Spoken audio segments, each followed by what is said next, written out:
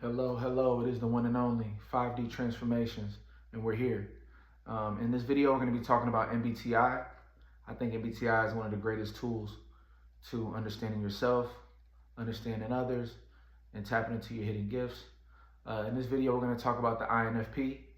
We've been doing videos on the shadow side of the different types, things to look out for, things to be aware of, so that you can be the best version of yourself. So we're on our fourth out of the 16 types, which is the INFP. So the main thing when we talk about the INFP, naturally they're very creative. They have an ability to think out the box. They have a deep understanding of the inner world that people have, mainly because they can delve into their inner world. And it gives them a lot of empathy and understanding. You know, they tend to have deeper aspects of understanding. But where things can get difficult for the INFP is when it comes to problem solving, troubleshooting, thinking of the best decision, things that don't involve how you feel, and things that involve decisive decision making, based on what is the most practical or logical thing to do. Sometimes the most logical thing to do isn't the nicest thing to do or the best thing to do for the collective. Sometimes the most logical thing to do is logical because it serves that person, right? There's certain things you can do to benefit yourself. And that the logic of why that's important is because if you're doing things for yourself, you get to benefit from that, which is going to put you in a position to be more successful, and then you can help people down the line.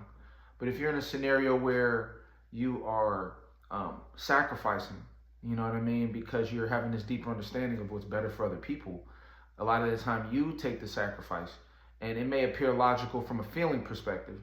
It might have felt right, but it might not have been the most logical thing to do. A lot of INFPs tend to struggle when it comes to things like even if you go back to school, a lot of people who are INFPs might have struggled at math.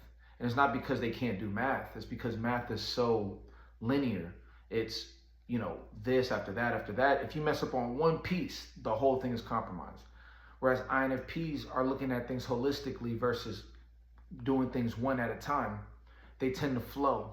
They do things one at a time, but their feelings and their energy and their vibe plays a role in that. And when you're just dealing with pure numbers, sometimes it can really be difficult for them to tap into just pure thinking because it requires them having to shut off how they feel in order to think more clear, in order to make more clear decisions. So that's a difficulty that INFPs face. And INFPs, it's not necessarily about being logical. It's about being authentic. And that's what people got to understand. You could be logical, but not be authentic, because it might not be logical to be authentic in a scenario because you might not win in that situation because you're being authentic. It might be better to play a role or to act like something you're not, because that will get you what you want from a logical perspective. But when you have that authenticity function, which is introverted feeling, and you have that as your number one function, there's going to be a lot of situations where you're going to be battling what you feel versus what you quote unquote should do to succeed or to win. This can be in the job world where this job will pay you more, but this job that pays you less is what you actually feel more aligned with. And that could be the difficult part. Or I know a lot of INFPs that are very gifted as artists. They have some kind of artistic talent, but they have to sacrifice that because they're dealing with the work world that we live in, and you have to do things that may not be artistic. Unfortunately, artistic jobs aren't paying the most unless you're in the top 1 percentile of those artistic, in the artistic industry. So INFPs can have a hard time finding their place. A lot of them deal with issues of depression or, feeling very low, because one thing that they face that's very hard is having introverted feeling as your first function.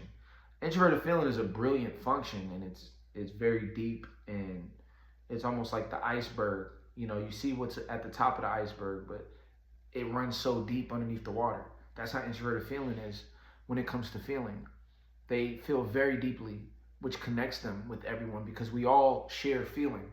Those are primal instincts that we all share. That's why emotional intelligence is so powerful, because you're not worried about what someone tells you when you have emotional intelligence fully. You know, you're more so concerned with um, the feeling, the energy that you're picking up on with them, the emotions that they're showing, because that will tell a story in itself. Body language, you know. Um, so that's big. You know, a big thing with INFPs is that they feel so deeply. It is very difficult at times to hone in those emotions, and that's why it is very important that you practice the art of utilizing logic and working to trust logic. Uh, or rationale is what I like to say when it comes to extroverted thinking, which is what introverted feelers have, uh, you know, access to at a much higher level than introverted thinking. So because they have extroverted thinking, it's important that they're constantly learning information. They have to reinforce knowledge. They have to go to outside sources of good information to build them up with enough data that they can use to make the best decisions. Because if you're just doing things based on how you feel, it's very easy to feel kind of lost in the sauce. You know what I mean? And to feel a little bit unstable. So if you want to build stability, you have to practice reading, studying, learning things that can empower you. Because all those things are going to help get you in the right feeling, in the right mood to be successful. So that's very important for INFPs. And then the last thing I would say when it comes to the shadow side of INFPs is, you know, matters of the heart. A lot of the time I've seen scenarios where a relationship can really consume their time and energy for the good or for the bad.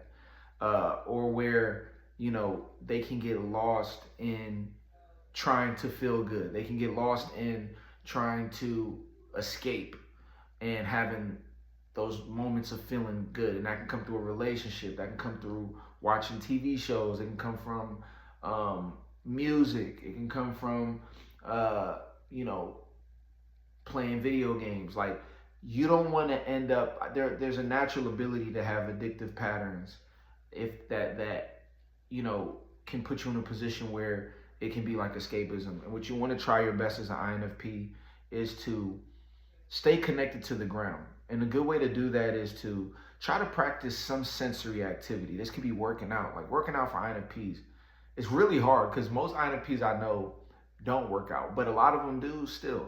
And those are the ones that are really pushing themselves. You know, try to have a positive activity to help keep you grounded. Something that you're doing to stay active, to stay connected. It can be anything, boxing, basketball. You could play something with your friends. Like, the goal is to stay connected so that you're not too lost in your head, not too lost in your feelings. You want to be in a scenario where you're grounded and you still have an outlet to allow yourself to be present. Because that's the key thing is INFP, you can really live in your head. You can really be in your own world. They are introverts. So you want to get out the house, have experiences, because it's going to make you feel better. It's going to give you more perspective, and you'll be able to gain more data by communicating, talking with people. People tend to love INFPs, and that's the beautiful thing is INFPs are really gifted types, generally very well liked. So I think it's just very important that they stay grounded, that they stay connected, and that they, you know, continue to learn, because that's really going to be the game changer. Self-development is very important for INFP, and it's really what's going to take you to the next level, because you are given natural gifts. And so that's my message to you, man. Make sure to tap into if you want to learn more about INFPs and really understand the gifts that they have, check out my Patreon. It's patreon.com/5D-transformations. On there, you'll be able to get the MBTI course. It's on there. You could just pay monthly. You'll have access to watch the whole course, and we break down every single type, your hidden gift, your superpower, what happens when you're going through stress, how to get over that, and just understanding more about your type and MBTI as well. We also have all the 16 types on there. We have comparison videos. So make sure to check that out. And then if you get the Pyramidion membership, you'll have access not only to my Pyramidion membership, which is about having the right mindset to be at the top, to be at the 1%, at the Pyramidion, which is the top part of the pyramid. You also, by getting the Pyramidion membership, you get access to all my other courses. So you get access to the MBTI course, the narcissism course, also some exclusive videos I have, also the dating and relationship course. So it's a great deal. So check that out, and I'll see y'all in the next video. Much thanks and peace.